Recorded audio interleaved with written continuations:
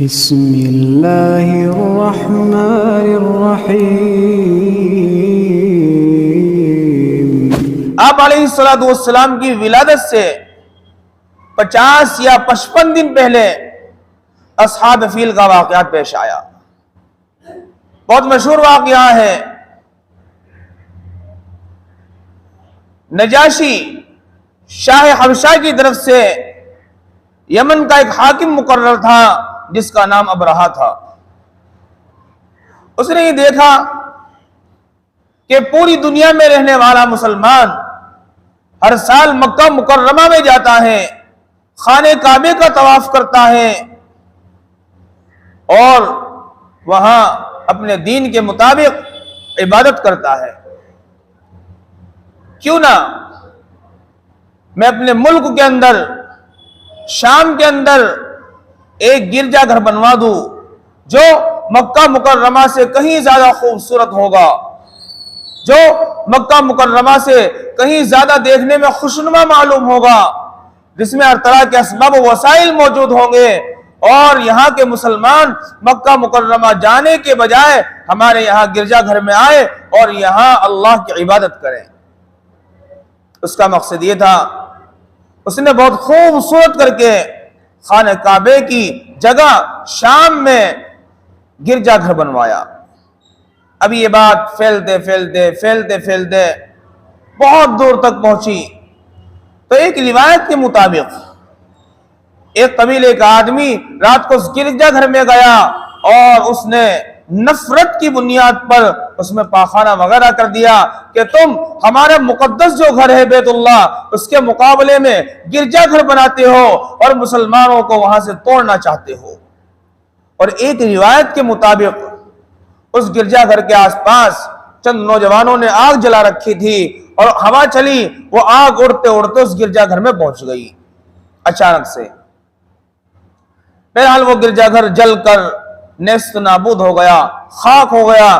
جو اس کی زیبائش تھی اور جو اس کی خوش نمائی کی تھی اور دیکھنے میں جو خوبصورت معلوم ہو رہا تھا، وہ سب کچھ اس کا ختم ہو گیا، اس میں آگ لگ گئی۔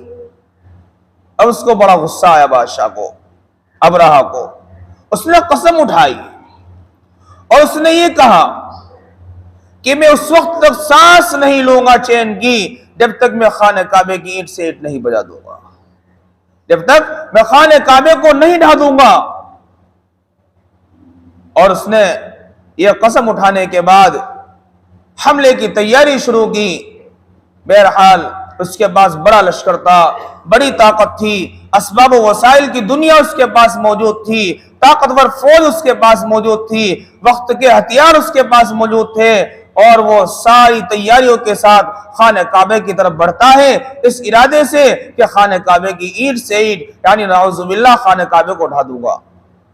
وہ اپنے اس ناپاک ارادے سے آگے بڑھا اور آگے بڑھتے بڑھتے مکہ مکرمہ پہنچا۔ راستے میں بہت سے مسلمان قبیلے تھے، انہوں نے اسے روکنے کی کوشش کی، لیکن اس کی فوج نے ان کو تحقیق کر دیا اور ان کو نیست نابود کر دیا۔ بہرحال وہ مکہ مکرمہ میں پہنچا۔ مکہ مکرمہ سے کچھ پہلے قریش مکہ کے اونٹ چل رہے تھے، اس کے فوجیوں نے ان سارے اونٹوں کو اپنے قبضے میں لے لیا اور اپنے ساتھ کر لیا۔ اس زمانے میں خانہ کعبے کے جو متولی تھے اور خانہ کعبے کے جو ذمہ دار تھے وہ حضور اکرم صلی اللہ علیہ وسلم کے دادا حضرت عبد المطلب تھے۔ یہ بات ان کو پہنچی، بہت فکر ہوا، سارے قریش کے بڑے بڑے سرداروں کو جمع کیا اور مشورہ ہوا۔ بات یہاں پہنچی، نہ ہمارے پاس طاقت ہے، نہ ہمارے پاس اسباب و وسائل ہے، نہ ہمارے پاس فوجیں ہیں، نہ ہمارے پاس ہتھیار ہے، ہم تو کچھ نہیں کر سکتے، بس صرف ایک ہی راستہ ہے کہ یہ اللہ کا گھر ہے اور اس کو اللہ کے حوالے کر دیا جائے، اللہ اپنے گھر کی حفاظت خود کرے گا۔ بہرحال انہوں نے یہ اعلان کرایا پورے مکہ کے اندر کہ سارے لوگ مکہ کو خالی کریں اور پہاڑوں پر پناہ گزین ہو جائے، مکہ کو خالی کر کے یہاں سے چلے جائیں۔ اس کے بعد عبد المطلب حضور اکرم صلی اللہ علیہ وسلم کے دادا آپ کے اپنے کچھ سرداروں کو لے کر कुरैश मक्का को लेकर अबरहा के पास गए। जब बादशाह का आपने सामना हुआ तो अल्लाह रब्बुल इज्जत ने अब्दुल मुत्तलिब को बड़ा अजीब रौब अता फरमाया था। बड़ा हसीन और जमील आदमी था, लंबा ढाड़ा आदमी था। तो उस बादशाह पर रौब पड़ा, और इतना रौब पड़ा कि अबरहा नामी बादशाह अपना तख्त उठकर छोड़कर उठ खड़ा हुआ और उनके पास आकर नीचे बैठा। बातचीत हुई, अब्दुल मुत्तलिब ने बहुत सारी बातें की और फिर कहने लगे कि तुम्हारी फौज ने हमारे जो ऊंटों पर कब्जा किया है उसमें 200 ऊंट मेरे हैं, उन्हें छोड़ दिया जाए।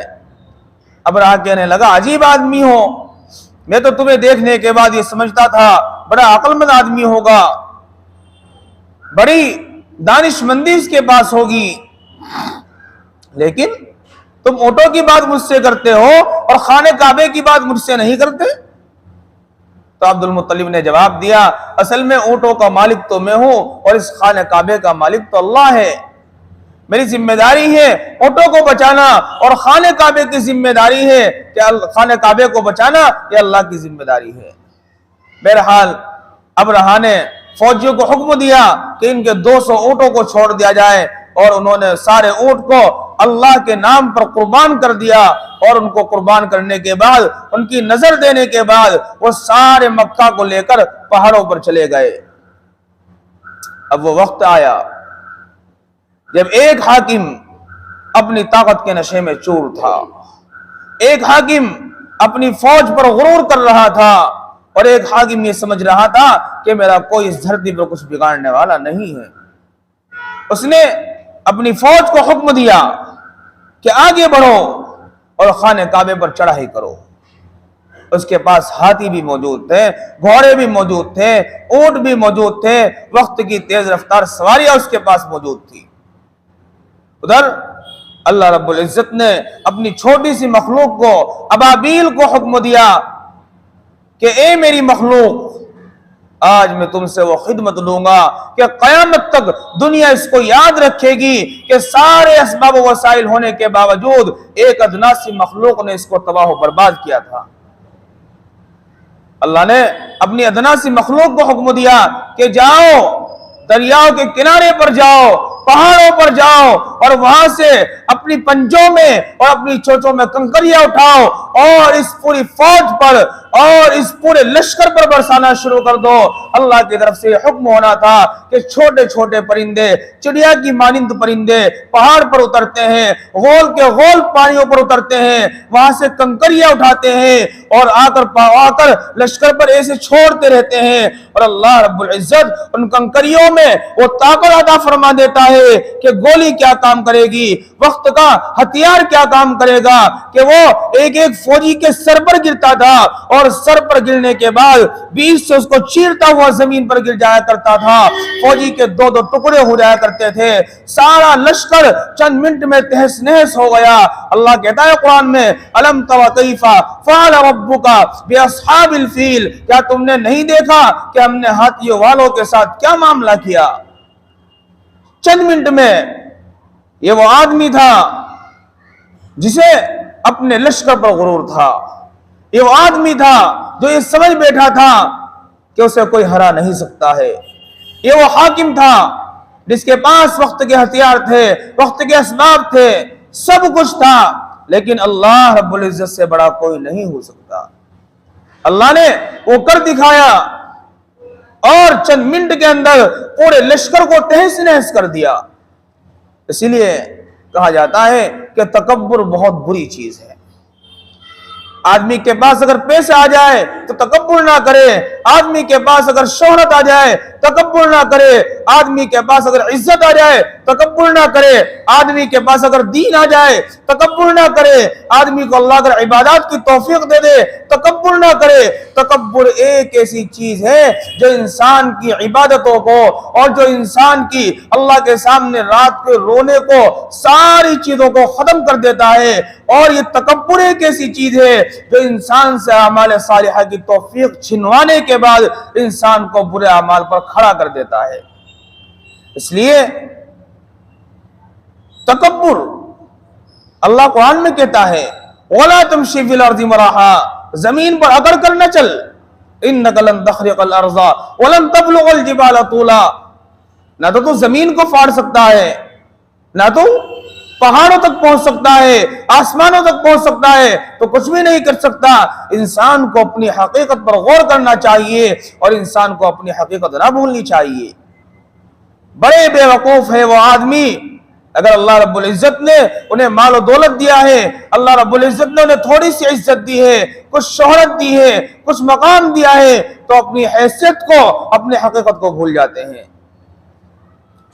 یہ بادشاہ، اس کا نتیجہ یہی ہوا کہ اپنی حقیقت کو بھول بیٹھا تھا، تو اللہ رب العزت نے چند منٹوں کے اندر اس کو سبق سکھایا اور پوری کی پوری فوج کو تباہ و برباد کر دیا، اور بادشاہ اس کو کوڑ کا مرض لاحق ہوا، اس کے جسم کا ایک ایک اعضا کٹتا رہا، کیڑے پڑے، بدبو ہوئی، اور وہ بہت بری موت مرا، فڑک کر مرتا تھا، تڑپتا تھا، موت کی تمنائیں کرتا تھا۔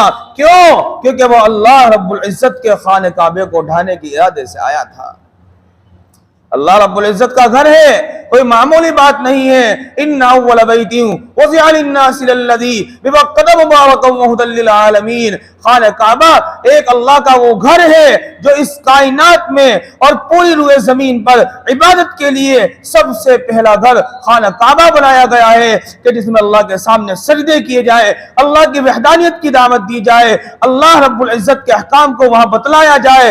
اور یہ بادشاہ اپنی طاقت کے نشے میں چور ہو کر، تکبر میں ملوث ہو کر اس خانہ کعبے کو ڈھانے چلا تھا، تو اللہ رب العزت اس کو کیسے برداشت کرتا؟ بہرحال اس کے بعد بارش ہوئی، اور بارش ہونے کے بعد ایک سیلاب کی شکل اختیار ہوئی، اور وہ ساری کی ساری لاشیں سب پانی بہا کر لے گیا، اور آج ان کا کوئی نام و نشان لینے والا نہیں ہے۔ کون ابرہا تھا، کون ہاتھی تھے، اور کون سی طاقت تھی، کون سی ٹیکنالوجی تھی، کون سے ان کے پاس سائنسداں تھے، انہیں یاد کیا جائے گا، اچھائی سے یاد نہیں کیا جائے گا، انہیں یاد کیا جائے گا قیامت کے دن تو ان لوگوں پر لعنتیں بھیجی جائیں گی، انہیں یاد کیا جائے گا تو برائی سے یاد کیا جائے گا، انہیں یاد کیا جائے گا تو عبرت کے طور پر انہیں قیامت تک یاد کیا جاتا رہے گا۔ اللہ رب العزت کی طاقت اور اللہ رب العزت کی قدرت جب بتلانی ہوگی کسی خطیب کو، کسی عالم دین کو، کسی واعظ کو، تو ابرہا نامی بادشاہ کا یہ واقعہ لوگوں کے سامنے عبرت کے طور پر بیان کیا جائے گا۔ ابھی حضور اکرم صلی اللہ علیہ وسلم اس دنیا میں تشریف نہیں لائے کہ آپ علیہ السلام کی ولادت سے 50 یا 55 دن پہلے یہ واقعہ پیش آیا۔